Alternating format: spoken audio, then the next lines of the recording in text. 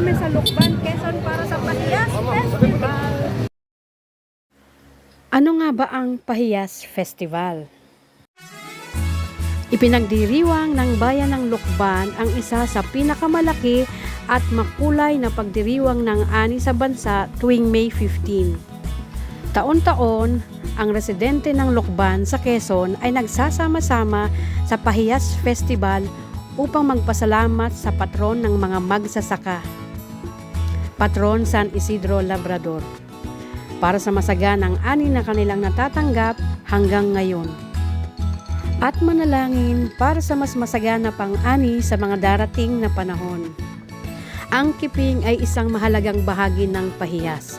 Ang mga dekorasyon ay tinatawag na kiping. Ito ay hugis dahon at maraming kulay na rice-based wafers na ginagamit upang palamutihan ang harapan ng bahay kasama ng mga prutas at bulaklak mula sa kalikasan.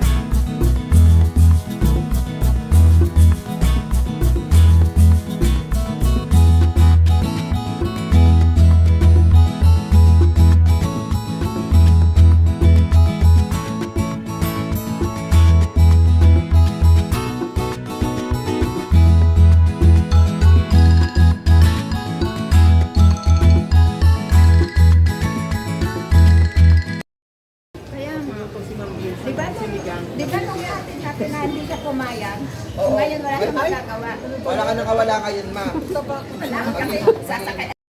Yan po ang aming lunch. Kakain lang po kami at pagkatapos ay aalis na kami dito sa Lokban, Quezon.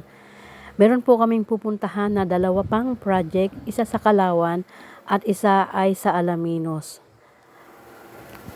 At pagkatapos nga po naming puntahan yung 2 project na yon, ay napagkasunduan namin na ihatid namin sa Alabang ang aming boss na si Ma'am Grace.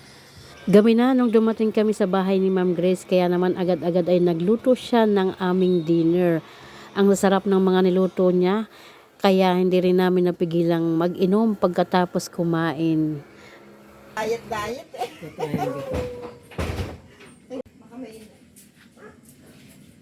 Sir, sure ka, sir?